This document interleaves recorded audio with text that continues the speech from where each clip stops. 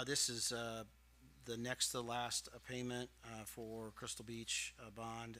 The final retainage amount, once confirmation of the punch list is complete, will come to you. We would assume that to be next month, so by then we would say the project's complete.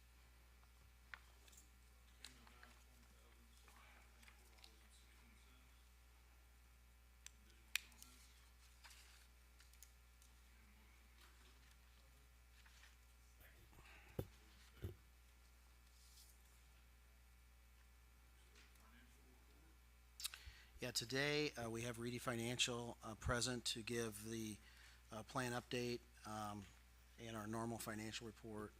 And so I'll turn it to Gary or Cole who to make that. And then we'll also have them make a presentation later today under new business. Good afternoon, everybody. It's good to see you all again. On your plan update, if you want to turn to page 5 for me and look at your monthly balance, you'll see May ended at $318,588. And then looking here in June at your revenues, here soon we'll be getting Form 22s to see what the first round TIF revenues are for the year.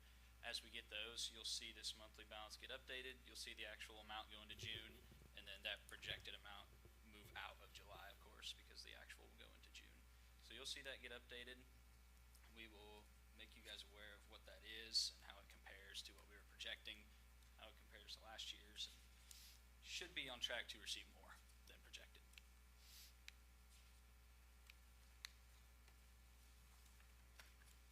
But then that is pretty much all I have for the plan update. We also have the June 15th reporting requirements. Yeah, let me just update real quick on a couple of projects. You'll note in the revenue section for this year, we have the sale of our property to the Winterwood Development Corporation for the apartments. We've been working through some final issues with them and associated. They're working through some issues on their end, so it currently looks like a September purchase and start of construction within a few days after that. So we're looking at about another 90 days before close on that. It's a little later. We thought we'd be doing that in the month of June, but we're looking at moving that to late August, early September.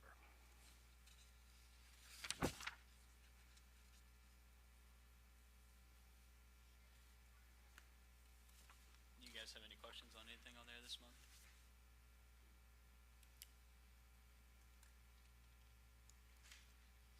All right.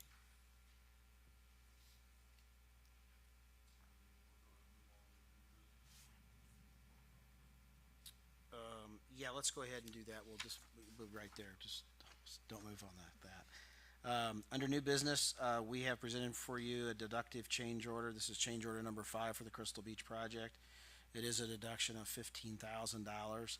We continued to move money in some things that weren't needed or valued engineered some things on site in a couple areas that created this deduct as we tried to keep the project in balance. So this is change order number 5, the last change order, and it's a $15,000 deduct.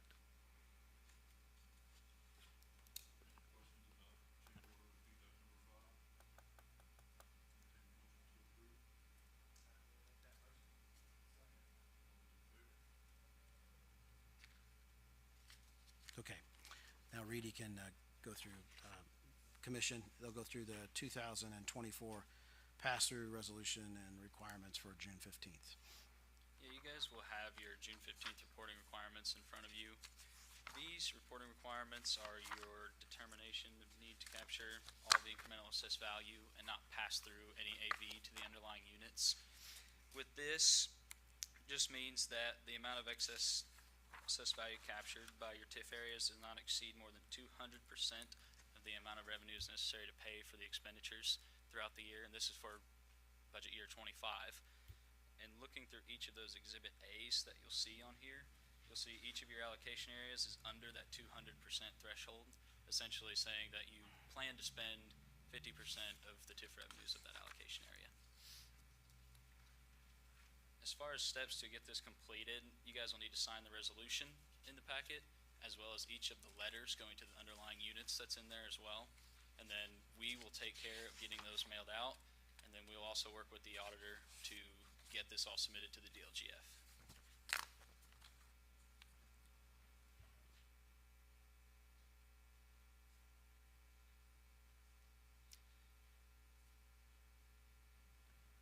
Cole, just to clarify, President Grody is out of the city until next week. Is that I believe a vice president can sign in? that Okay. as well. Okay, that's fine. Thank you.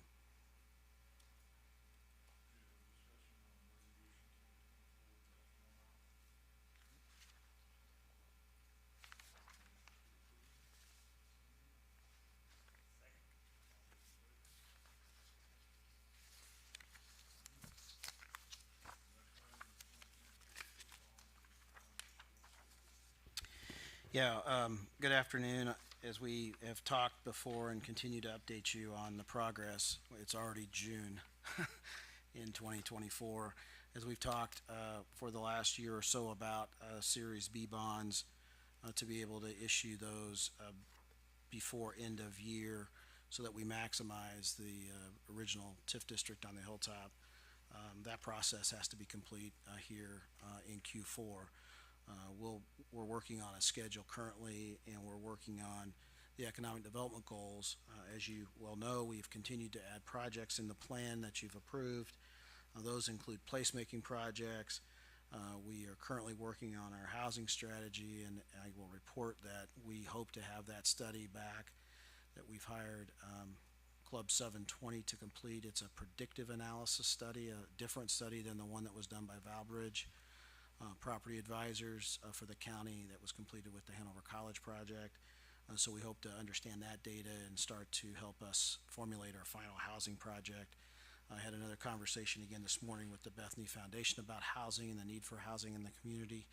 So we're continuing to have that dialogue and hopefully here in August to have that strategy.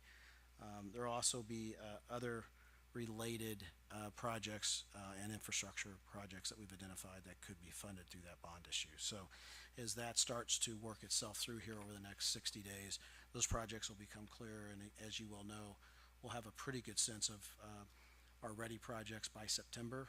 Those are due at July 19th, and as we have in the past, we'll look to the RDC for help for match on those ready projects that we submit.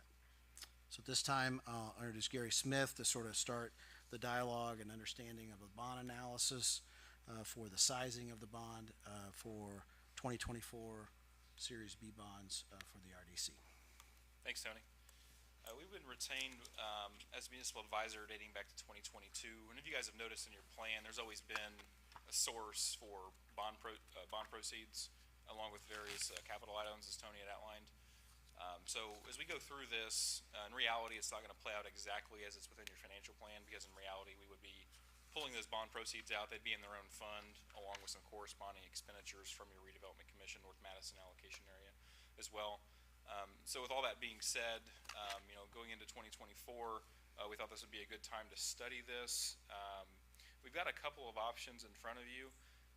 Now, not everything's entirely known at this point. There's still some things that could change. So we put together two options that we would consider to be reasonable assumptions. Again, project amounts can change. There's a certain reason for why we drafted this the way we did. But really the main distinction between the two options is with and without special benefits tax. So if you were to fund a project with exclusively just TIF revenues, you would receive a certain pricing when you sold the bonds. You'd be subject to a certain debt service coverage whenever you sold the bonds, versus if you had a special benefits tax backup behind it as a secondary source of repayment, you would receive better pricing on the bonds, about 50 basis points probably, as well as be able to be a little more aggressive on borrowing if you wanted to be. So just some options there to consider. Again, we've not necessarily selected an option that's better than the other. We've just looked at both to kind of show you what they look like.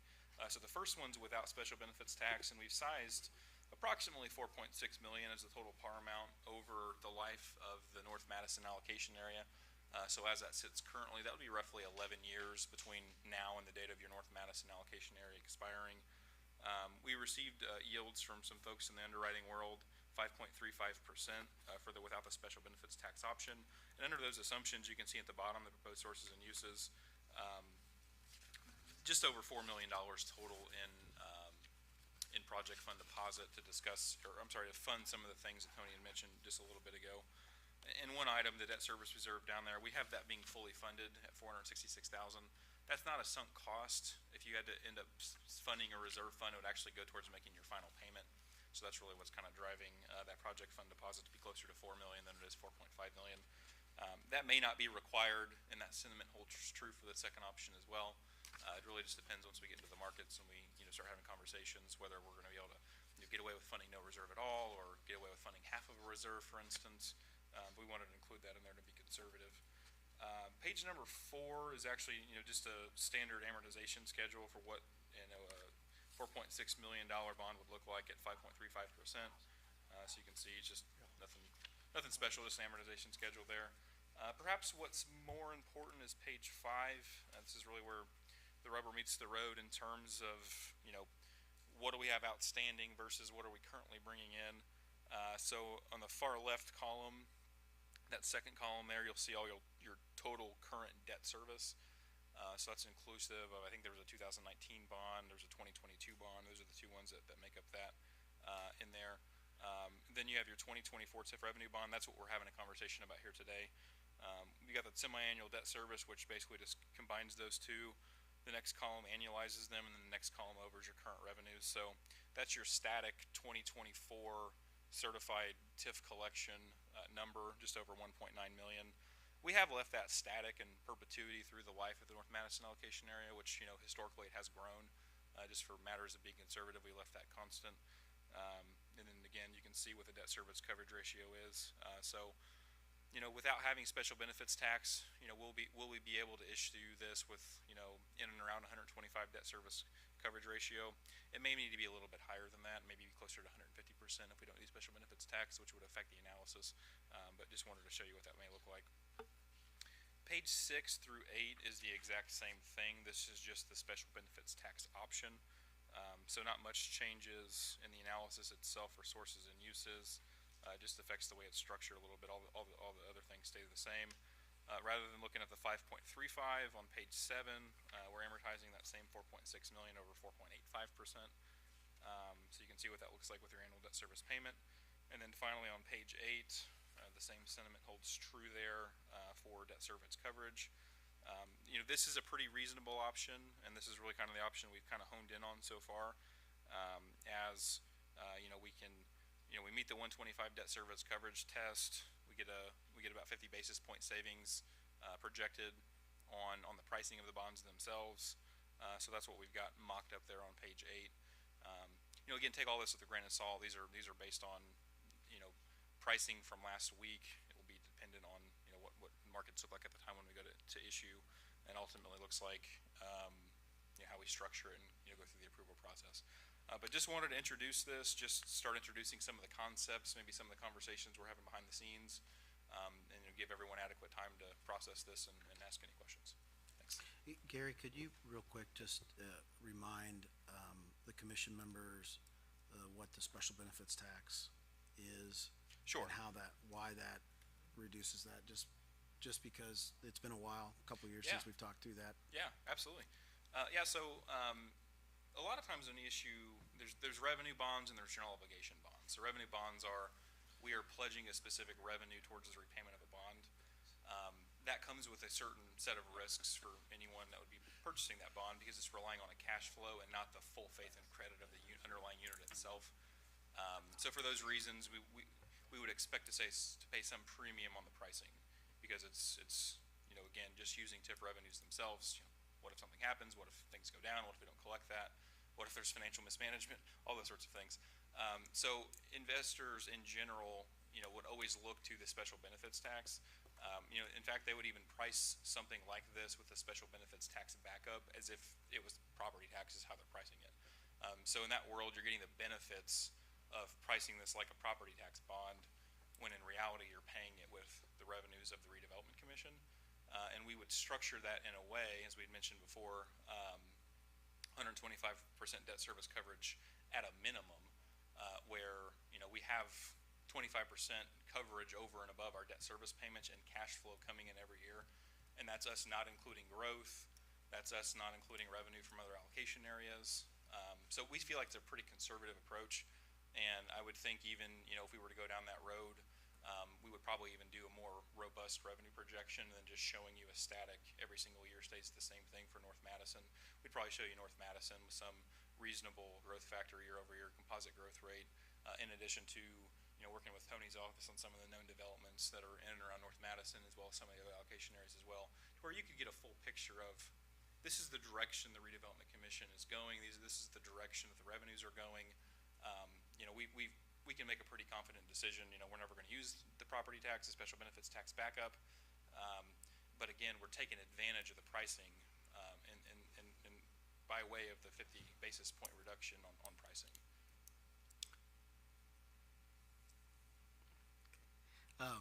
Also, one of the next steps that I have, and Gary alluded to this in his presentation, is we want to look at a little bit more, a more robust total TIF revenue projection for North Madison. As we all know, outside of the Sunrise Crossing, it's called Madison Plaza allocation area technically, that project, there's still a lot of development that is happening in and around our TIF district. We announced a new project today as a part of our transload facility expansion that's being built by an industry that'll be fully taxed. So there's a number of projects that we know are there that we can start to add in and project a little bit on revenue.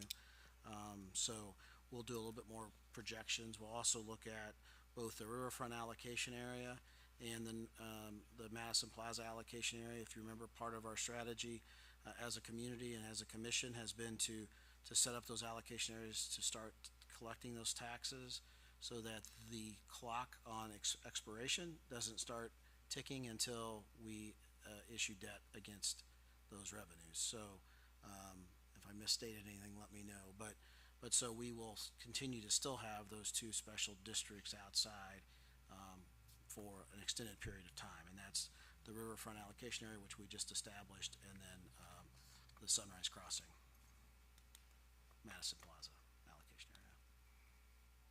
And that Madison Plaza revenue should start rolling in 2026. So it takes a couple years. It seems like forever, but it takes a couple years for it to start to roll. And those original projections on those bonds were only on the property taxes from the main building, and very conservative at that. So it'll be longer for the housing and some other projects, but that should produce some nice revenue in the future for us.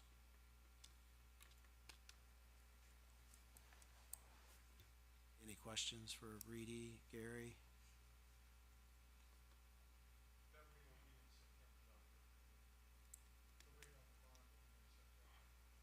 Yeah, in and around, it depends on when we get started with the process, but based on where the timeline sits currently, that's what's being roughly projected. But we have time. I mean, we have time.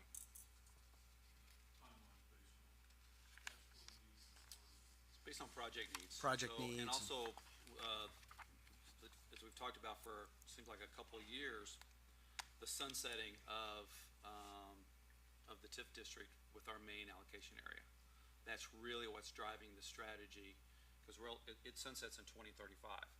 Hopefully between now and obviously the next few years, the communities and the state legislature will figure out what's going to be the afterlife after TIF expires. Maybe they'll extend it. It seems like every year there's always some new legislation that makes it harder, unfortunately, instead of continuing that stream of revenue. That is the main source of revenue that communities like ours have to do economic development with. So it's really being driven by looking at our redevelopment and economic development priorities, and then lining that up with the timetable for the sunsetting of the allocation area, and doing it quick enough so that we don't lose the potential benefit of those outer years revenues, because 10 years is essentially about the max we're going to be able to go. Our 10 years should be the time period for bonding. And if we start getting inside that, it's going to make the bonds less attractive. So we've been thinking about this and working on it literally for a couple of years.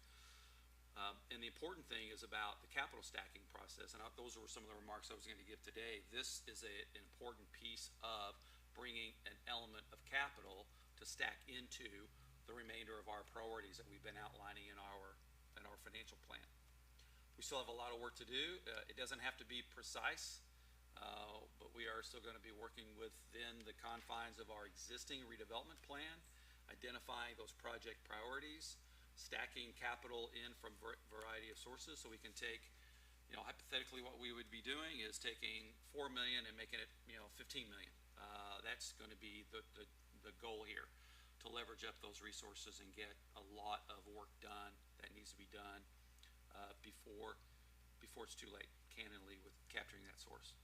We're creating new revenues with the investments we have made, but as Tony mentioned, there's a lag effect. So it's been a couple of years ago since we closed on Sunrise Crossing, but that had to go through, the construction phase, the assessment phase, and then taxes are paid in arrears. So that's why 2026 will probably be the first full year where we're collecting taxes on that.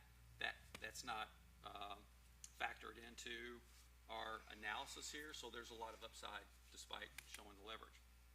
On that note, I'll just mention too, since we're talking about capital planning, if you look at our financial plan, and I wanted to go over really all the success that we have been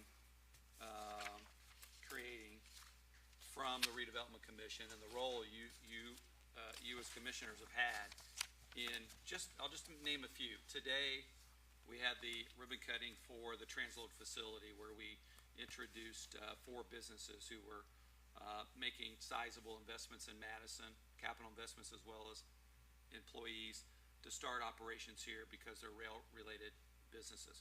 We've been investing in the railroad. The transload station was property that the city owned that we sold to the railroad in order to facilitate that expansion. Sunrise Crossing, you can see the product of Sunrise Crossing, and in just a few months we'll be selling the east half of the property that we own for the planned development of the multifamily. Crystal Beach, the commission was hugely supportive of Crystal Beach, and that is now opening. Clifty Drive, I know Joe probably loves all the traffic and the congestion and the road lane changes. What's that? The body shop does? Good. Clifty Drive is one of those projects that has been in the making for several years. It's now under construction with Redevelopment Commission support. DG Market, around Labor Day, we should expect an opening there. You'll see a lot of work already happening in that whole corridor. Habitat for Humanity, we had that ribbon cutting last week for the second house in the Clifty Woods subdivision. Redevelopment Commission spent about $250,000 developing the subdivision so that the nonprofit could focus on building the houses, making a huge difference. And in just about a week or so, we'll be celebrating the ribbon cutting for the facade on the Ohio Theater. You forgot Culver's. How could you forget Culver's, Bob? I haven't finished my list yet. Oh. I had lunch there today. Culver's, look at the intersection improvements we've done, and also the financial support to make sure that deal happened. So this Redevelopment Commission is making a tremendous difference, but it's going to take even more capital for our ambitious plans going forward. If you think that's ambitious, we got a lot of great stuff ahead of us, but capital planning is extremely critical. But we got to get the plan, the guardrails narrowed in just a little bit, honed in on the project, so we can come to you and get your support on the financing that Gary was outlining. And we also, mentioned a little bit, but, the support for the Ready projects that you guys have offered, the Gateway project, the Kindness Mural, all have been successful projects, we think, according to not just us, but to the community. So, again, thank you for that. Bob did mention June 28th is going to be a street party from 6 until 10, 9:30 maybe, but 6 till 9:30. On Main Street between West and Mulberry. It will be the Ohio River Marquee reveal. And the new Ohio Theater, what did I say? Ohio River. Oh, I'm sorry, the Ohio Theater Marquee reveal. So we'll have food trucks and bands playing in the street, and about 8 o'clock we'll have a ceremony. The Redevelopment Commission saved that building. Yes. If you remember, we advanced the money for the stabilization from the roof repairs and fire. And now what we're doing is beautifying Main Street by partnering with them on the facade restoration. So and I that, also didn't mention the overlook, so keep, yeah, no, that's, no, and there's again, there's the a front, lot to talk about here. we've again, we've partnered and leveraged, that was a partnership with, our One Southern Indiana, RDA, as well as the Friends of the Ohio Theater, and so we're very The grateful Riverfront for Development that. Committee. And then also the Super Overlook, you guys have been a huge supporter of the Riverfront Development Committee and continue to be that way, so, we have a lot to be thankful for, we've, have had a lot of projects, I did mention Oak Hill in the last 2 years, so, again, it's, it's a list, and as Bob said, we've got to continue to That's hone why in the on rear that view mirror list is so small and the windshield's so big. We're looking toward the future. towards the future, so. Real quick, one other update, Bob mentioned briefly the DG Market, latest is Labor Day, opening, I know I mentioned last month, it was a month delayed, it's probably another month, but I think that's probably where we are honing in on it. Again, you'll see equipment showing up, building permits issued, demos finished. So, we're just, working through the construction process and supply chain issues, on elevators and those sorts of things. So, but the public art process for that project, if you remember correctly, the economic development agreement included the developer investing in public art. He's been working very well with the Madison Area Arts Alliance and our Public Arts Commission on that process. I believe the Public Arts Commission will be seeing a recommendation from the Madison Area Arts Alliance Public Arts team and the developer on a three-dimensional sculpture that he has asked to be placed at the corner of Mulberry and Second. What that we think will happen at the next July meeting, and then the call for art for the 3 murals is going out this month, and those should be approved either in August or September. So things are moving forward on that as well. Gary, quick question for you on compliance side. I know we're dealing with the June 15th participation letters. What else is coming up, I guess, from a timetable on compliance side? So there's 2 additional requirements. One of them is not really a reporting requirement, but it's an annual tip neutralization certification process. Generally, the DLGF requires that to be done by August 1st. The Redevelopment Commission, or we, do not drive that timeline. The auditor's office, the assessor's office drive that timeline. So whenever we get data from them, we take all of that data and we look at changes year over year, and we reconcile that data and neutralize your assessed values and work with them on certifying their AVs. And then one thing that's new for this year is actually kind of like a pseudo budgeting process for redevelopment commissions that's going to be due for going into 2025. That is a brand new requirement.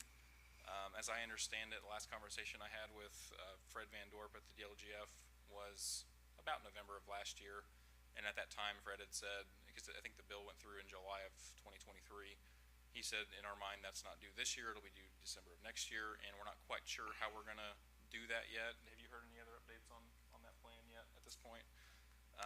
So, does it go through some appropriation process? We have a million questions. What exactly is that going to look like? I think it's going to be worthwhile to have a real thorough review of that legislation, because it's going to place restrictions on the redevelopment commissions that we've never had before with regard to spending money. We've benefited from allowing it to be fluid and changing our minds and adding and subtracting. This is going to require essentially a plan that you can't deviate from, particularly on the spending side of it. Probably not spend, but to spend more is going to take much more process than it's ever before, if that's correct. Yeah, and I mean, Do we really know? I mean, have you? No, when I was talking to Fred about it, I was even thinking, well, if that's the case, the intent behind the legislation. if that's the case, then we would just submit plans to spend everything and then not spend all of it. Then you'd have that flexibility. So I don't know what restrictions are going to place on it. I don't know, once it's submitted, if there's any ability to change that, like a city can do an additional appropriation, for instance, what that process looks like. I don't think they fully know yet either. So I guess just stay tuned. We'll keep in contact with the LGF on what that looks like, and apprise everyone as we know more. More to come. This is a very regulated operation that we have here, and I think we've been really good stewards of the dollars, and appreciate your all support on everything. Thank you. Has anybody been to Crystal Beach yet? Has anybody been to Crystal Beach yet? Aquatics? The water thing? Great, good. Yeah. It was a little cold this morning from what I hear. Yeah, it's probably a little, last night was a chilly night. Yeah, though the water's been averaging between 77 and 80. So, But not this morning. It was cold no, this it was, morning. I don't know what it was this morning, but it had been, 67 degrees. the water was? this morning, yes. Wow, wow. Okay. Whew. A little chilly. Won't be next week when it's in the 90s. So, any other business commission?